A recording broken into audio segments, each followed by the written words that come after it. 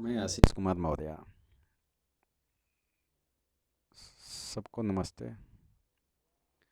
मेरे अंदर एक विचार है, वो मैं आप लोगों के सामने रखना चाहता हूँ। और हिम्मत जुटाया हूँ। हिम्मत इसलिए कि ऐसा सोचा कि रखने से क्या फ़ायदा है। लेकिन मैं ये विचार मेरे अंदर इतना मुझको कुरेद रहा था कि बहुत ज़्यादा डिस्टर्ब हूँ मैं। विचार यह है कि मैं शेयर करना चाहता हूँ कि हमें फ़ख्र होता है कि हम दुनिया के सबसे बड़े लोकतांत्रिक देश में रहते हैं, उसके नागरिक हैं। लेकिन जब दुनिया के सबसे बड़े संविधान, दुनिया के सबसे बड़े लोकतांत्रिक देश, दुनिया के सबसे बड़े लोकतांत्रिक सरकार के द्वारा बनाई गई विधि और सरकार के अंगों का इस्तेमाल करके समाज के संभ्रांत और कुलीन लोग किस प्रकार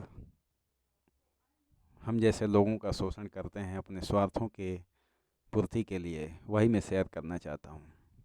कि एक तरफ हमारा संविधान आर्टिकल 14-15 के तहत हमें अधिकार देता है कि विधि के समक्ष समानता, विधि के प्रति समान अवसर। और आर्टिकल 21 के तहत तो बहुत जनरल मीनिंग है आर्टिकल 21 का, जीवन जीने का अधिकार, गरिमामय जीवन जीने का अधिकार। मैं आशीष कुमार मौर्य मऊ से बिलोंग करता हूँ। घोसी के कल्याणपुर ग्राम सभा में मेरा घर पड़ता है। मैं अपने माँ बाप की इकलौती संतान हूँ। 2 बहनें हमारी हैं। मेरे माँ बाप घर पे रहते हैं। मैं दिल्ली रहता हूँ, पढ़ाई करता हूँ। इस समय पढ़ाई छूट गई है। घर पे आना जाना रहता है। समस्या क्या है उस पे ध्यान दिया जाए कि हम अपने बड़े पिताजी हमारे मम्मी के नाम 12 जनवरी 2015 को गाटा संख्या 750 का संपूर्ण अंश रजिस्ट्री किए। और दूसरे चाचा सुदामा मौर्य ने उस पे आपत्ति किया कि ये स्टाम्प कमी है, बैनामा सही है, स्टाम्प की चोरी की गई है। उसके बाद घोषित तजबिसानी किए कि बैनामा फर्जी हुआ है, इस पे विचार किया जाए। फिर मऊ में मुकदमा किए, मोहम्मदाबाद गोहाना कोर्ट में, कि ये बैनामा फर्जी है। 280 2016, 281 2016 मुकदमा नंबर है कि ये बैनामा फर्जी है। ये जो ज़मीन प्यारी देवी पत्नी साधु मौर्य ने रजिस्ट्री कराई है, वो ज़मीन मेरी पहले से ही थी। फिर एक मुकदमे में उन्होंने कहा है कि जो चक्की है साधु मौर्य की, वो मैं चक्की 50 रुपया महीना भाड़ा पे दिया हूँ साधु मौर्य को चलाने के लिए, वो चक्की हमारे द्वारा लगाई गई है।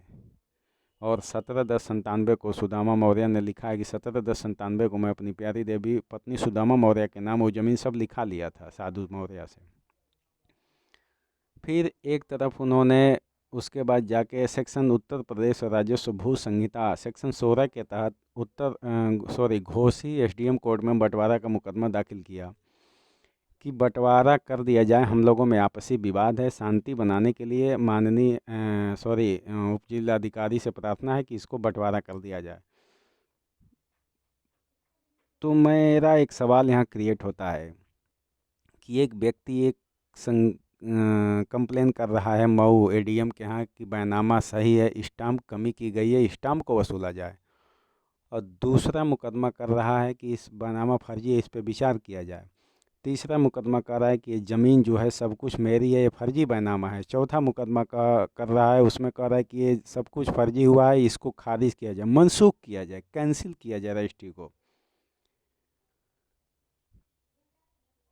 तो इस पे क्वेश्चन मार्क लगता है कि एक व्यक्ति को जो कानून का कम जानकार हो, आर्थिक रूप में कमज़ोर हो, उसको कैसे डोमिनेट करके अपनी इच्छा पूर्ति करवा ली जाए, उसका आर्थिक और मानसिक रूप से एजुकेशनल इतना शोषण कर दिया जाए कि वो डोमिनेट हो जाए, वो सरेंडर बोल दे। क्या एक लोकतांत्रिक देश, लोकतांत्रिक संविधान या ये नेचुरल जस्टिस का सिद्धांत यही है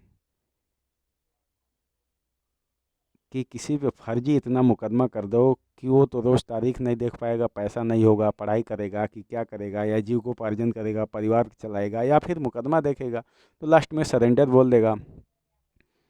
तो जो सुदामा मौर्य ने अवैध रूप से हाता जो बाउंड्री घेरा गया है, आधा हाता हमारा नाम से हिब्बा नामा है 10 जून 2016 को, जो मैं अपने पिता से अपने नाम कराया, क्योंकि हमारे पिता ड्रिंकिंग करते हैं। तो मैं सोचा कि उनके नाम रहेगा तो उनको बाला फुसला करके फिर सुदामा मौर्य फर्जी अपनी ज़मीन, हमारी ज़मीन लिखवा लेंगे। तो मैं उससे बचने के लिए मैं 10 जून 2016 को अपने नाम से हिब्बा नामा करवा लिया, जिसको सुदामा मौर्य द्वारा अवैध रूप से कब्जा किया गया है। तो उस ज़मीन को कब्जा जो किए हैं सुदामा मौर्य, उस ज़मीन को बचाने के लिए सुदामा मौर्य इतना हमारे और हमारे मम्मी के ऊपर फर्जी मुकदमा कर दिए कि सरेंडर बोल जाए। तो मैं माननीय सुप्रीम कोर्ट और माननीय हाई कोर्ट से अपील करता हूं कि सो मोटो के तहत इस पे संज्ञान लिया जाए कि एक व्यक्ति के ऊपर फर्जी मुकदमा कितना की जा सकती है। क्या 3.5 करोड़ जुडिशरी में हमारे मुकदमा लंबित है, तो सभी जेन्युइन मुकदमा है? जेन्युइन बहुत कम है। समाज के संभ्रांत और कुलीन लोग ऐसे अपने पैसे और बल का दुरुपयोग करके शोषण करते हैं वंचितों का। फर्जी मुकदमा 50% होगी, मैं दावे के साथ कह सकता हूँ। और इथिक्स इन ला एक ख़त्म है भारत में।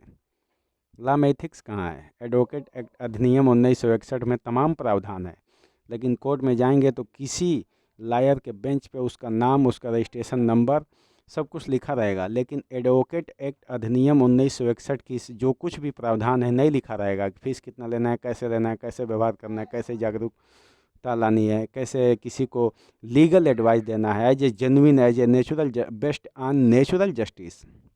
मुकदमा किसी भी रूप में किसी के नाम से कर दिया, वो आदमी परेशान हो रहा है, रोज़ आ जा रहा है, क्या मतलब है? राष्ट्रवाद कहाँ से आता है? शरबत नहीं है कि घोर के पिला दिया जाए, यहीं से नफरत पैदा होती है, ऐसे प्रशासन से और ऐसे विधि और संविधान से। एक तरफ आर्टिकल 21 कह रहा है कि जीवन जीने का अधिकार है, गरिमामय जीवन जीने का अधिकार, और एक तरफ आर्टिकल 14 विधि के समझ समान अवसर। क्या विधि के समझ समान अवसर? कोई आदमी कहीं रह के पढ़ाई करे या जीविका उपार्जन करे, आकि फिर फर्जी मुकदमों का शिकार हो करके रोज़ कोर्ट कचहरी का चक्कर लगाए, और वो आदमी फिर अवैध रूप से कब्जा भी किया है हमारी ज़मीन, और फिर ज़बरदस्ती हमको परेशान भी किया जा रहा है कि शोषण होकर डोमिनेट हो जाएगा, सरेंडर बोल देगा, हमारी ज़मीन हमारे, जो मैं कब्जा अवैध रूप से किया हूँ वो हमारा बरकरार रहेगा। मैं सैकड़ों IGRS पे कंप्लेन कर चुका, SP को रजिस्ट्री भेज चुका, और DM को, SP को, कोई सुनवाई नहीं। मैं जब ज़मीन की रजिस्ट्री किया तो स्टाम्प और रजिस्ट्रेशन फीस के रूप में 1.5 लाख रुपए सरकार को दे दिया। सरकार उस पैसे से तुरंत लाभान्वित हुई और मेरे संपत्ति के उपभोग करने का अधिकार का शोषण हुआ। मुझे वो ज़मीन अभी तक नहीं मिली, और वो ज़मीन अवैध रूप से कब्जा भी किया है, हमको परेशान भी कर रहा है, और फर्जी मुकदमों, न्यायपालिका और प्रशासन का मत लेकर के फर्जी मुकदमा भी कर रहा है। तो क्या न्यायपालिका, हमारा तो शोषण हो ही रहा है, हमारे माँ बाप को हो ही रहा है, as educational, as economical, as a mental. लेकिन क्या वो प्रशासन और भारतीय संविधान और भारतीय जुडिशरी पे दबाव नहीं पड़ रहा है फर्जी मुकदमों का? एक तरफ हम कह रहे हैं कि मिनिमम गवर्नमेंट मैक्सिमम गवर्नेंस, और एक तरफ क्या हो रहा है? क्या जजों की संख्या बढ़ा देने से न्याय मिल जाएगा जनता को? इस साधन के रूप में एक हो सकता है, अंतिम हल ये नहीं है। अंतिम हल ये है कि फर्जी मुकदमा कहाँ से क्रिएट हो रही है, उसके लोग प्रशासन के जिम्मेदार हैं। मानहानि का मुकदमा होता है 498 500 के तहत, तो पीड़ित पक्ष के तरफ से होता है, लेकिन यदि उसमें प्रशासन की भूमिका लापरवाही हो, या फिर लायर के द्वारा फर्जी मुकदमा की उत्पत्ति की गई हो, तो उनके ऊपर भी उसमें हर्जाना खर्जाना, उनको भी जिम्मेदार ठहराया जाना चाहिए। क्या मतलब है लोकतांत्रिक देश में होने का? फर्जी मुकदमा क्रिएट हो जाए, आदमी आराम से झेलता रहे, उम्र उसकी बीत जाए, उसको लाइफ में कुछ कर ना पाए, तो फिर कौन सा जीविकोपार्जन का अधिकार, व्यवसाय करने की स्वतंत्रता, पढ़ने की स्वतंत्रता, जीवन जीने का अधिकार की स्वतंत्रता, कानून के समझ समानता का अधिकार, क्या है, ये पॉकेट बीटों की तरह। मैं माननीय सुप्रीम कोर्ट और माननीय हाई कोर्ट और माननीय प्रशासन के समक्ष अपनी बात रखता हूँ कि सो मोटो के तहत इस पे एक संस्थात्मक ऐसा इंस्टीट्यूट होना चाहिए कि फर्जी मुकदमा कहाँ से पैदा हो रही है, प्रशासन जिम्मेदार है या लायर जिम्मेदार है। तो जवाबदेही उनकी भी तय होनी चाहिए मानहानि वाले धाराओं में।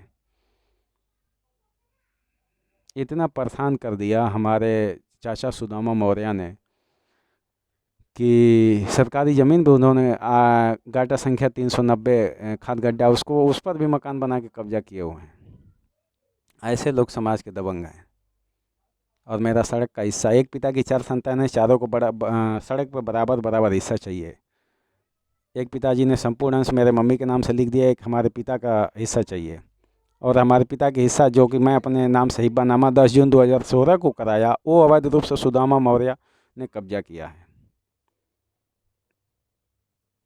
तो 116 के तहत जो बंटवारे का मुकदमा एसडीएम कोर्ट में होता है, एसडीएम साहब लिख देते हैं status maintain to be further then order, but as a ground situation वो आके नहीं देखते हैं कि क्या चीज़ है, मुकदमा ऐसी चलती रहे। तो फर्जी मुकदमों की उत्पत्ति और फर्जी मुकदमों का और प्रशासन का मदद लेकर के एक समाज का दबंग आदमी अपने पैसे का उपयोग करके कैसे किसी को अपनी जाल में फंसा करके उसका आर्थिक, मानसिक, शारीरिक शोषण करता है कि वो आदमी मजबूर हो जाता है या तो आत्महत्या करने को, या फिर सरेंडर करने को, या फिर उसकी बात मानने को तैयार हो जाता है कि लो जाओ, ले लो हमारा सब कुछ, हमको शांति से रहने दो। तो फिर हम क्या मतलब है कि एक तानाशाही सरकार में रह रहे हैं या फिर लोकतांत्रिक सरकार में रह रहे हैं। मैं अपनी बातों को विराम देता हूँ, लेकिन मेरे विचार का अर्थ आप लोग समझ गए होंगे। और इस पे माननीय सुप्रीम कोर्ट और माननीय हाई कोर्ट को विचार करना चाहिए कि फर्जी मुकदमे की उत्पत्ति कहाँ से हो रही है, कैसे हो रही है, और समाज के ऐसे लोग उस पर फिर विजय पाया जाते हैं और शोषण हम लोगों का होता है।